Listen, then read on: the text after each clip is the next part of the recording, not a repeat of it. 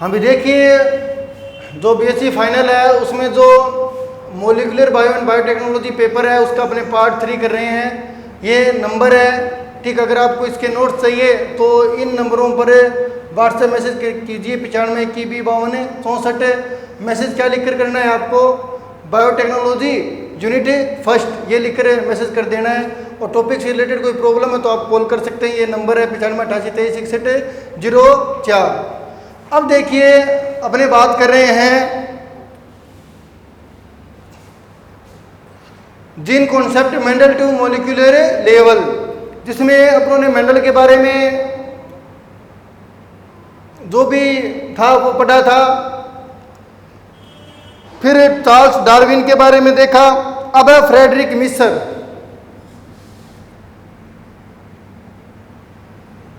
Frederick मिसर, देखिए इन्होंने केंद्रक में मिलने वाले अम्लीय पदार्थ की खोज की। फ्रेडरिक मिसर ने न्यूक्लियस में यानी केंद्रक में न्यूक्लियस में एक अम्लीय पदार्थ को खोजा, एक अम्लीय पदार्थ को खोजा, ठीक है।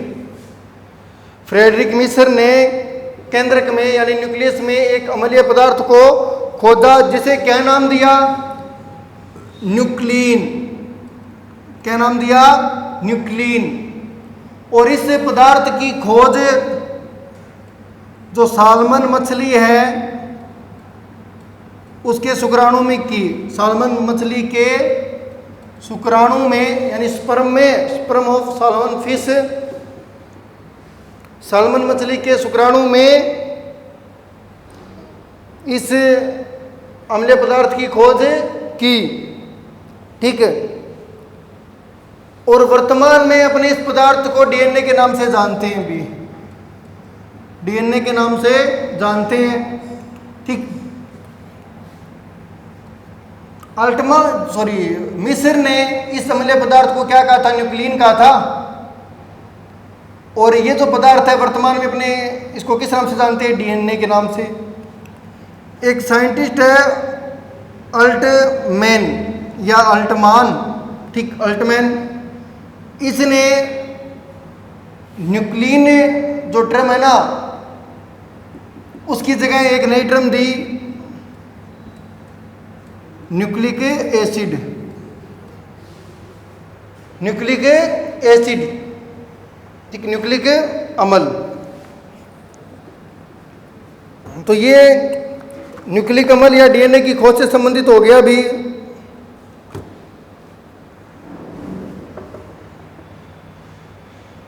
अल्टमान ने जो न्यूक्लिक एसिड टर्म दी थी ना वो दी थी 1889 में, 1889 में,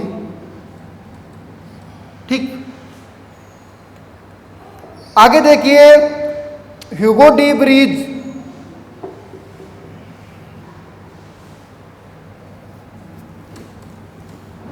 यहां से सिर्फ एक नंबर का ही क्वेश्चन आता है नॉर्मली, तो आपको ये जो छोटी छोटी बातें हैं इनको ध्यान में रखना है। अगला साइंटिस्ट है ह्यूगो डी ब्रीज।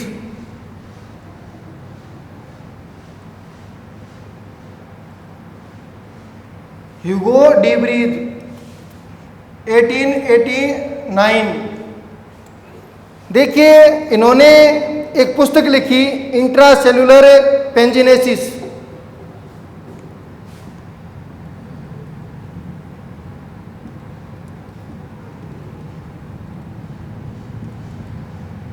इंट्रासेल्युलर पेंजिनेसिस नामक एक पुस्तक लिखी, ठीक।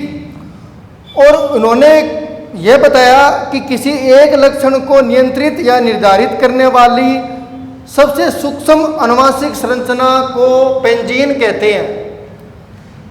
ह्यूगो डी ब्रीज ने एक पुस्तक लिखी ये, और इस पुस्तक में ये बताया कि आनुवंशिक लक्षणों को निर्धारित करने वाली जो सबसे सूक्ष्म संरचना है, ठीक है, जिसे अपने जीन कहते हैं, लेकिन ह्यूगो डी ब्रीज ने उसको क्या कहा था, पेंजीन कहा था, यानी पेंजीन टर्म दी, ठीक।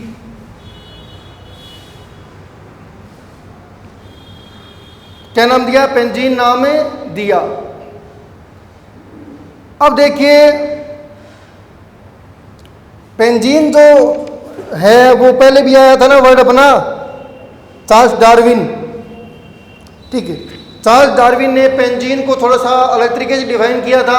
और यहाँ पर जो पेंजीन वर्ड जो यूज हुआ है ना, वो किसके लिए हुआ है? अनुवांशिक इकाई के लिए। और वहाँ पर डार्विन ने भी पेंजीन वर्ड यूज किया था, वहाँ पर थोड़ा सा उसने मतलब अलग तरीके से किया था।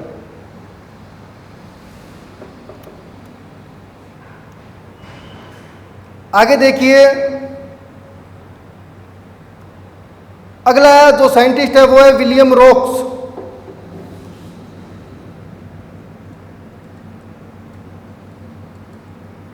विलियम रोक्स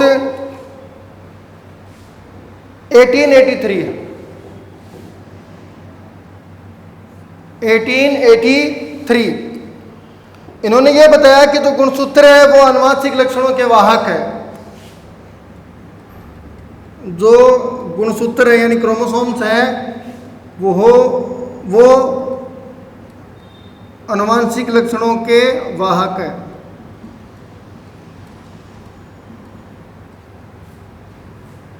जो गुणसूत्र है वो अनुवांशिक लक्षणों के वाहक है। ये किसने बताया? विलियम रोक्स ने। ठीक, फिर देखिए अगले जो साइंटिस्ट है वो है सटन एंड बोवेरी। सटन एवं बोवेरी 1902। इन्होंने अनुवांशिकता का गुणसूत्र सिद्धांत प्रस्तुत किया भी।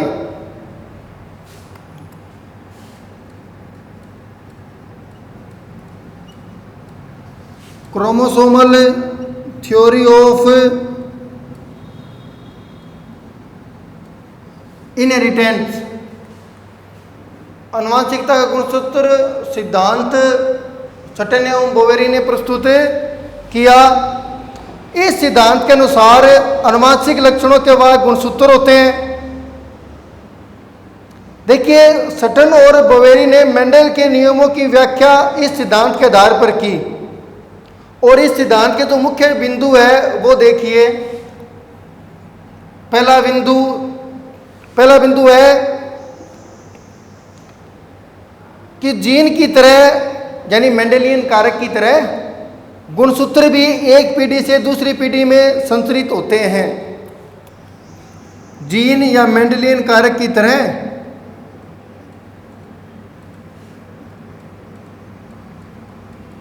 गुणसूत्र भी एक पीढ़ी से दूसरी पीढ़ी में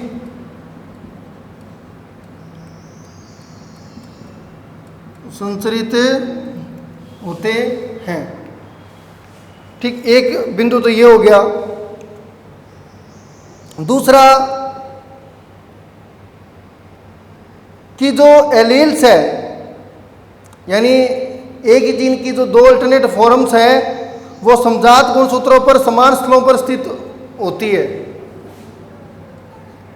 जो जीन है उसकी जो अल्टरनेट फॉर्म्स हैं,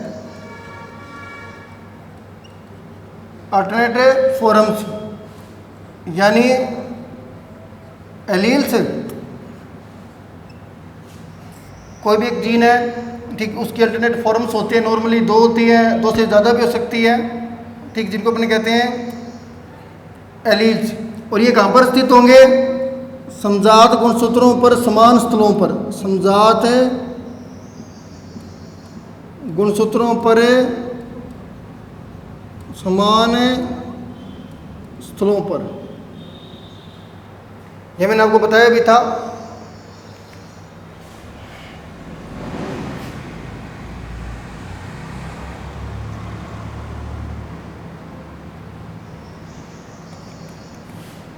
ये समजात गुणसूत्र है। ये मान लीजिए ये जो लोकेशन है ये हाइट से संबंधित है, तो मतलब यहाँ पर एक जीन हो गया, ठीक। अब उस जीन की मान लीजिए दो अल्टरनेट फॉर्म है, ठीक है। वो अल्टरनेट फॉर्म कौन है? कैपिटल टी और स्मॉल टी। जीन है कि उसकी दो अल्टरनेट फॉर्म है, कैपिटल टी स्मॉल टी, इनको कहते हैं अपने एलील्स, ठीक। अब ये कहाँ पर स्थित होंगे? ये एलील्स है कैपिटल टी और स्मॉल टी, और ये कहाँ पर होंगे? समजात गुणसूत्रों पर, समान स्थलों पर।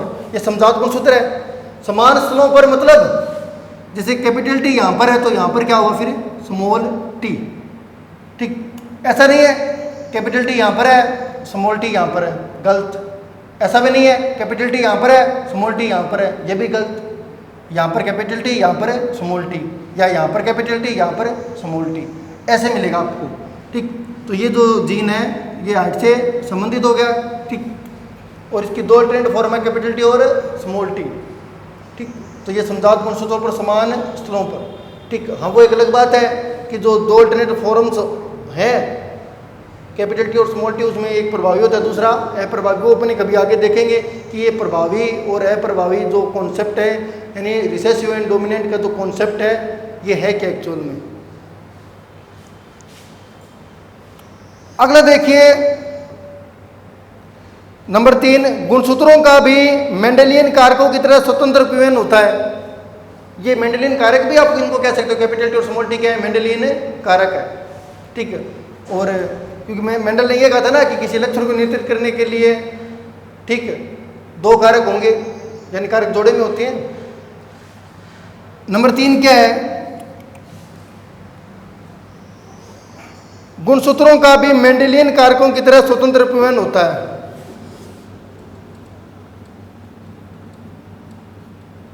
गुणसूत्रों का भी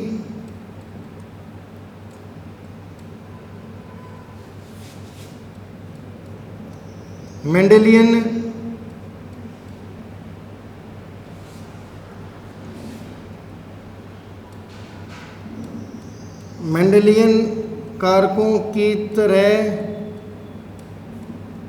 स्वतंत्र अपव्यय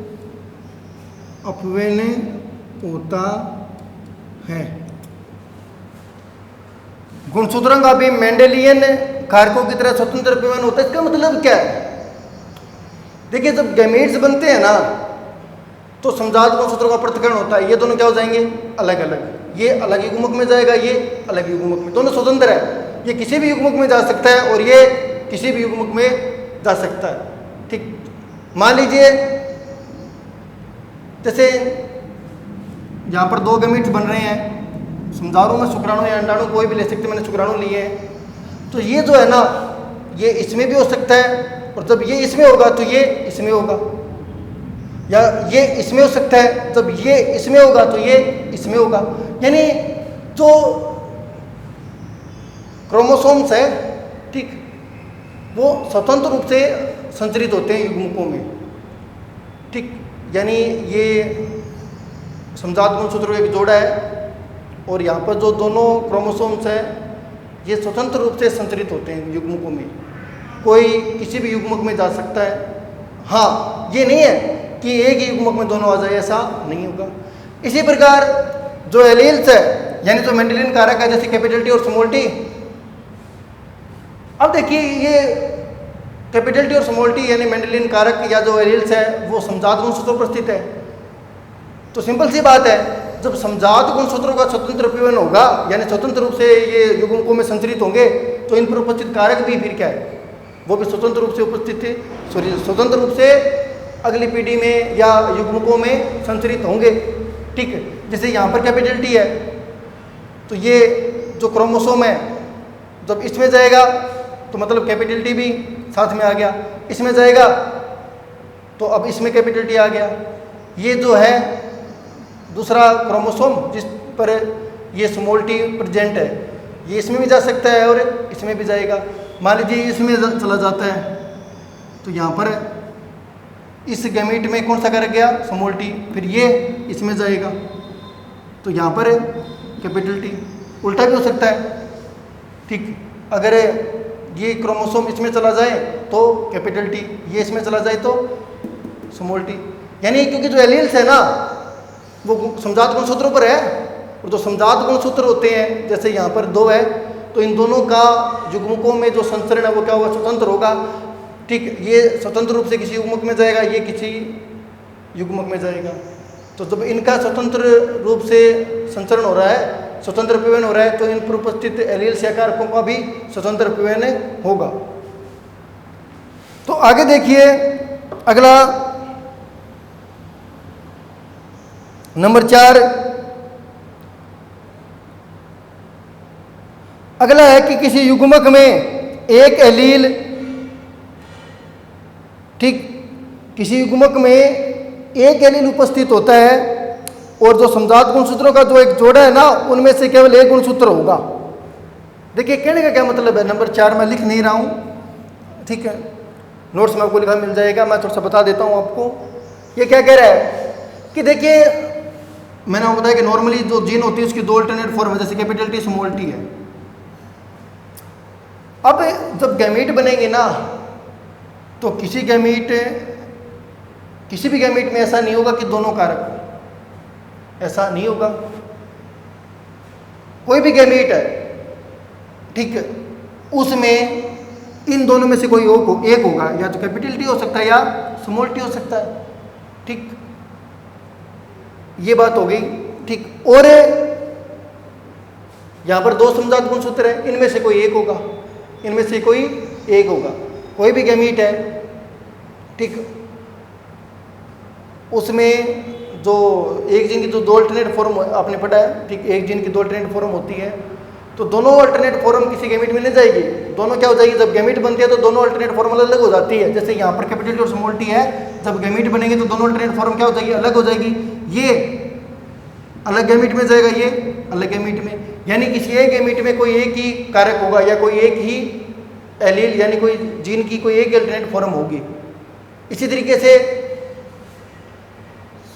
आपको पता है कि यहाँ पर एक जोड़ी समजात गुणसूत्र है, जब गैमीट्स बनेंगे तो किसी एक युग्मक में इस जोड़े में से कोई एक ही गुणसूत्र होगा, ठीक। आगे देखिए,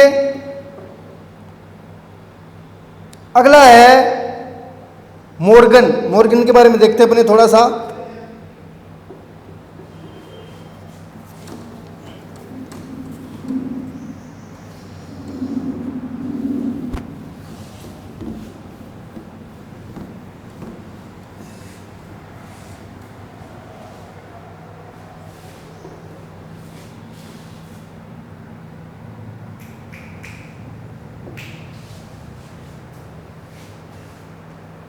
मॉर्गन के बारे में देखिए,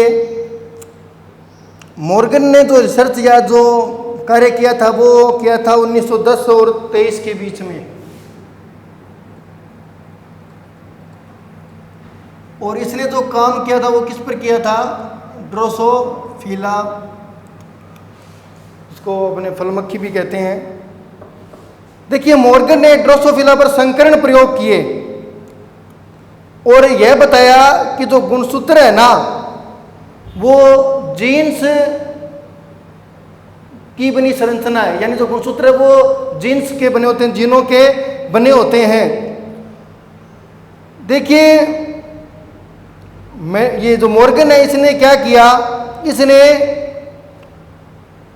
जंतुओं पर जैसे कि ड्रोसोफिला पर द्विसंकर संकरण प्रयोग किए और प्रयोग के दौरान यह पाया कि जो F2PD है उसका अनुपात यह नहीं आता है।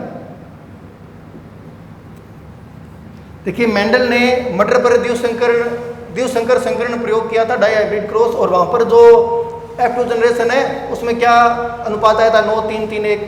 मॉर्गन ने ड्रोसोफिला पर संकरण प्रयोग किए, द्विसंकर संकरण प्रयोग किए मॉर्गन ने, लेकिन वो अनुपात नहीं आया, ठीक है, जो मेंडल के प्रयोग में आया था। कौन सा, 9:3:3:1, ठीक। अब देखिए तो मॉर्गन ने क्या किया, मॉर्गन ने देखा कि मेंडल के अकॉर्डिंग यहाँ पर अनुपात नहीं आ रहा है। अनुपात तो क्या आना चाहिए था, द्विसंकर संकरण की बात करें तो अनुपात 9:3:3:1 आना चाहिए था, लेकिन अनुपात कुछ अलग आया। ठीक। और उस अनुपात को, यानी ऐसा अनुपात क्यों आया, उसको समझाने के लिए मॉर्गन ने एक नई अवधारणा दी, सहलगनता की, लिंकेज, लिंकेज सहलगनता। एक बात और है, मेंडल की सफलता का महत्वपूर्ण कारण यह भी है कि मेंडल को अपने प्रयोगों में लिंकेज यानी सहलगनता का सामना नहीं करना पड़ता। अगर मेंडल के प्रयोगों में लिंकेज होती तो यह अनुपात नहीं मिलता 9, 3, 3, 1, या जो स्वतंत्र प्रमेय हुआ है ना वो नहीं होता, तो अनुपात कुछ अलग आता। और अनुपात ऐसा आता जिसको समझाना मेंडल के बस की बात नहीं होती, क्योंकि उसमें इतना मतलब समझ नहीं थी, इतनी अपने पास टेक्निक नहीं थी। तो हो सकता था कि मेंडल असफल हो जाता और उसे अपने फादर ऑफ जेनेटिक्स नहीं पढ़ते। लेकिन ये उसकी किस्मत रही कि उसको अपने प्रयोगों में सहलगनता का सामना नहीं करना पड़ा। तो जो भी अनुपात आया उसको उसने आराम से उसको एक्सप्लेन कर दिया। जैसे 9, 3, 3 कैसे आया, मेंडल ने एक्सप्लेन कर दिया।